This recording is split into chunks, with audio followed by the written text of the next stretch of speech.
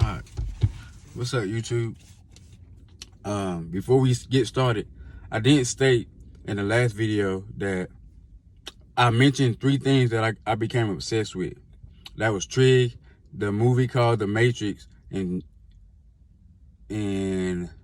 Trig, the movie called The Matrix, and chess. The reason why this was significant, because I didn't state this in the last video, but when I got my accident, I actually lost all my memory.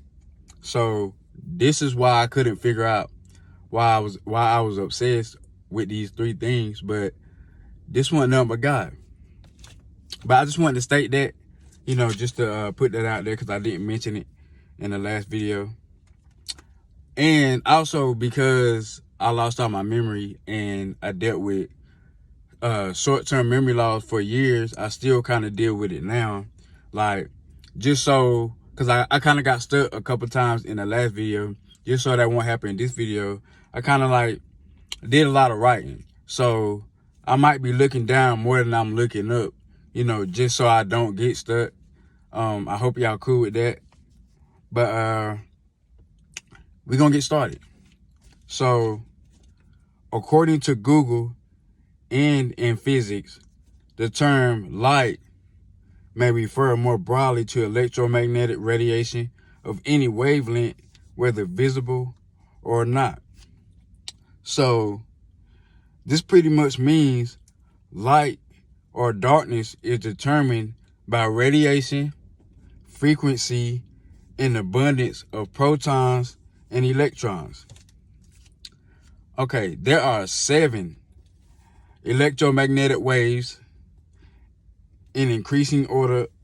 I have them in increasing order of frequency and decreasing order of wavelengths. Hold on. That's radio waves, microwaves,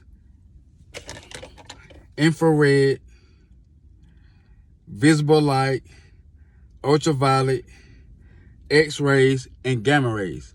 So that means radio waves, which is the number 1, has a low frequency, but a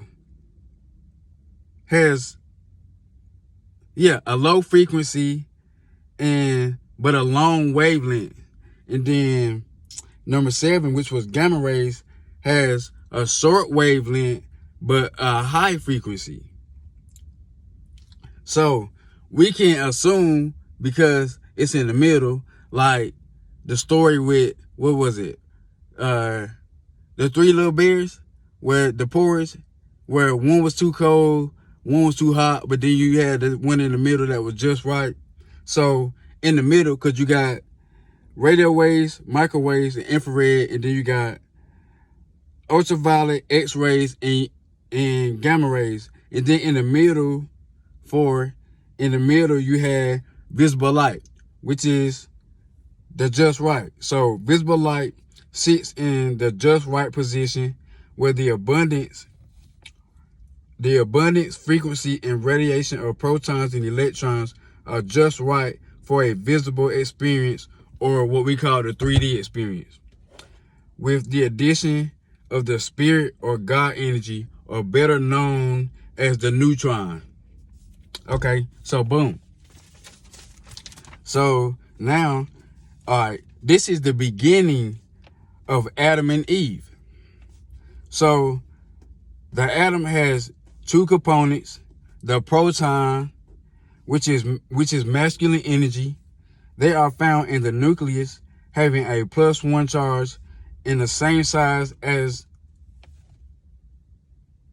the neutron, also found in the nucleus. We can assume that the universe coupled them together because the proton can be more dominant over the electron because it's twice the size, even though they are equal in power. Next, we have Eve, or electrons and valence electrons. So, because we are using trig to describe and explain creation, the 90 represents 100%, or whatever the number actually is for the total number of elements in the chart. I thought I seen somebody. Okay, so traveling down or up the gradient is what actually determines the abundance, frequency, and radiation of Adam and Eve. I'm sorry. I'm gonna say it again. So traveling down or up the gradient is what actually determines the abundance, frequency, and radiation of Adam and Eve. For instance, like on the element chart, you got the number 1. So that's hydrogen. Hydrogen. So hydrogen has 1 proton, 1 electron, but it doesn't have a neutron. But this is what makes it's the most abundant in the universe, and this is why it's the most unstable, because it doesn't have an electron. So this is similar, or this can be symbolic to a man and a woman in a relationship, excluding like the God component or spirit or whatever you want to call it. So then, like, over time, maybe that relationship becomes toxic because that component is excluded from it. Majority of the time it does. Okay, but we're going to move on. What was that? Okay. But, so we're going to read that over. So traveling down or up the gradient is what actually determines the abundance, frequency, and radiation of Adam and Eve. This creates what you see around you when you go outside and observe nature. Okay, boom. So again, as above, so below. So now the gradient scale, which deals with negative and positive, has transitioned to the 3D as the sun, which represents the proton or positive, and the moon, which represents the electron or negative. The positive energy or sun is a pusher. This is why most people hide from it, or they trying to find shade. Or our bodies experience trauma throughout the day. The moon is attractive at night, and most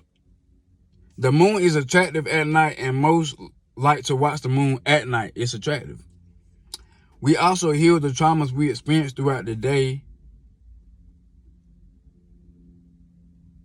We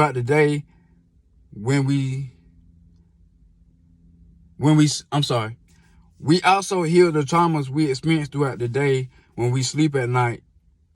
So in a sense, we can say the moon takes away injuries or ailments.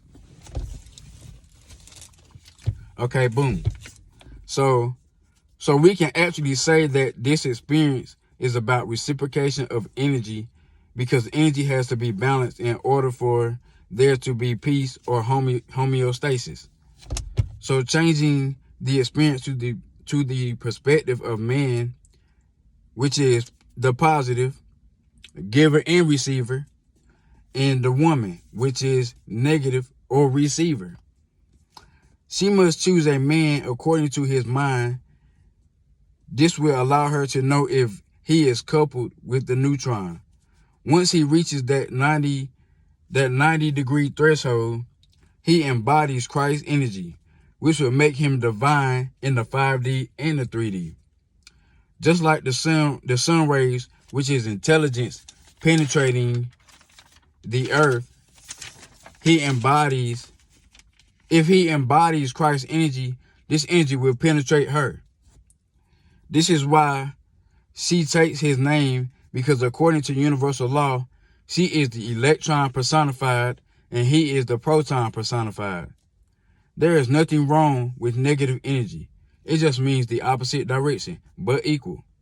This is divine masculine and divine feminine, programmed electricity in 2 vehicles.